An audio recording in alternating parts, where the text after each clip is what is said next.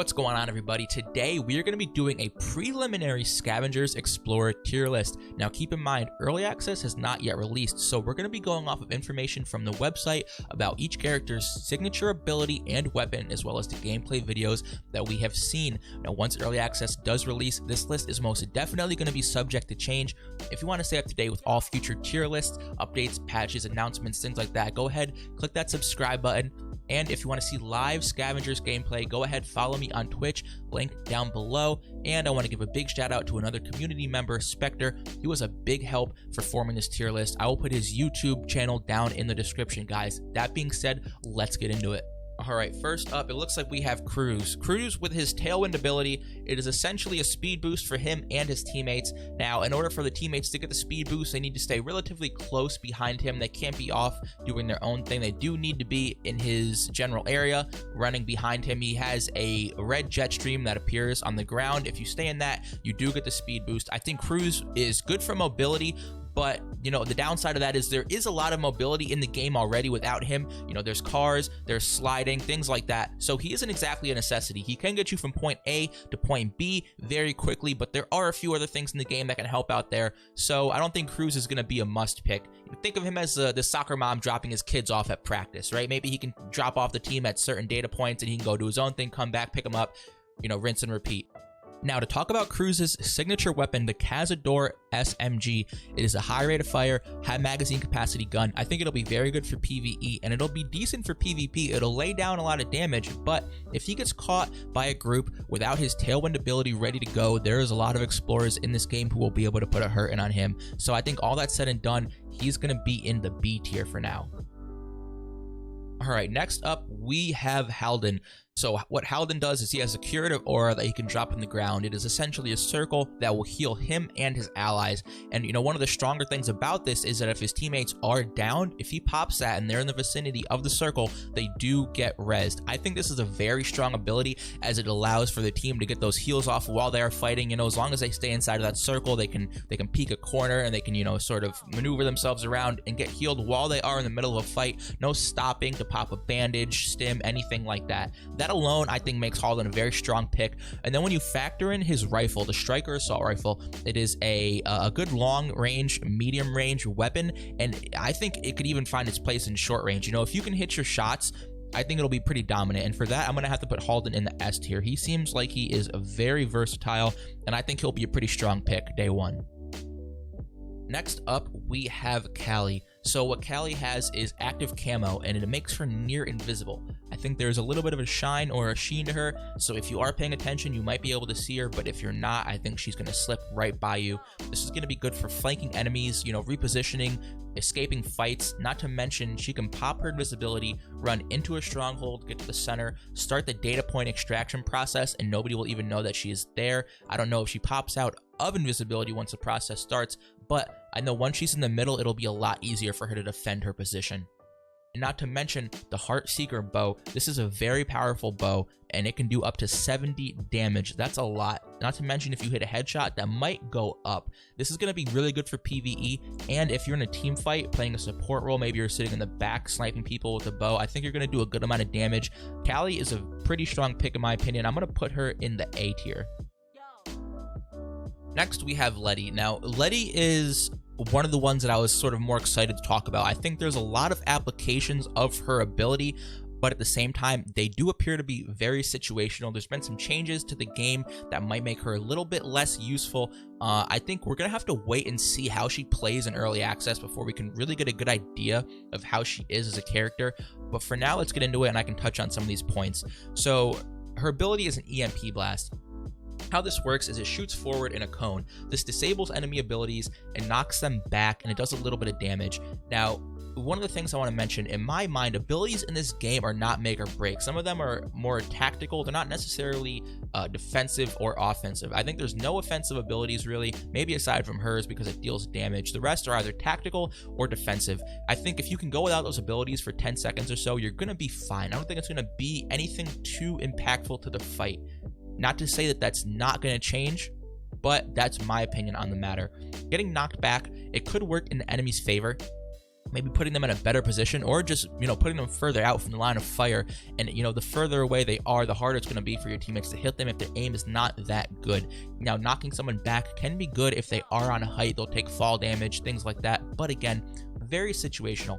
And because of her ability canceling aspect of her EMP, she might be a hard counter for Jay's armor and Cali's invisibility, Velora's shield. But again, this is all situational, right? So one of the things that I want to touch on for Letty too is her EMP blast also disables vehicles and sends them flying. Now on paper, that's very good. That's a very strong ability, right? But there was a recent change to the game making it so that when a vehicle is shot, all players inside take damage as well. So that alone is going to help fight the road rage meta and running people over. If there's a car racing towards you and your team, you all lay down fire, the people in that vehicle are going to be weak by the time they get to you if you can land your shots. I think it sort of negates the need for a Letty on your team to combat the vehicles. Now, to touch on Letty's signature weapon, it is the Rosy hand cannon. This is a high damage, single fire, a low magazine capacity revolver. I think in the right hands, this is going to be really good for PvE, and in the perfect hands, it's going to be amazing for PvP, but you're going to need to hit your shots for it to be effective. And with the low magazine capacity, single rate of fire, I think it'll be difficult for a few players to really grasp it and really, make it work for them. All this combined, I think Letty right now is in the C tier because she's very situational. However, I am extremely interested to see how she plays once early access releases, because I think out of all the heroes on this list, there is room for Letty to move up to S tier. I am 100% confident that if she plays out how I hope she does, she's top tier. She might even be a better pick than Jay or Halden. Next up, we have Jay. Jay's ability is an overshield, and what this does is it will instantly recharge your shields if they're depleted, and it will bump them up temporarily to the next tier. So if you're at a white shield, it'll temporarily give you blue. If you're at blue, it'll temporarily give you purple, and if you're at purple, it will temporarily give you gold. Now, say that you're at purple and your shield goes down to 0. You pop your ability, it recharges them, and it bumps them to gold. This is effectively healing you for 140 shield. As far as I'm concerned, Jay has a heal. His ability is a heal. I don't care if it's shields, it's healing him, right? You take damage in a fight, his ability pops, he gets all that shield back. It's a heal.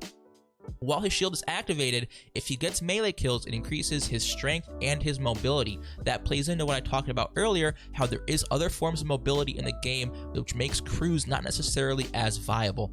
And when you talk about his signature weapon, the Maverick Halberd, it has insane damage and it has a slam attack that can travel a distance and hit enemies. Now, I don't know if this is how it works or not, but if this can go through walls and structures and cover, this is going to be extremely powerful. I think for Jay's ability alone, he is in the S tier with Halden.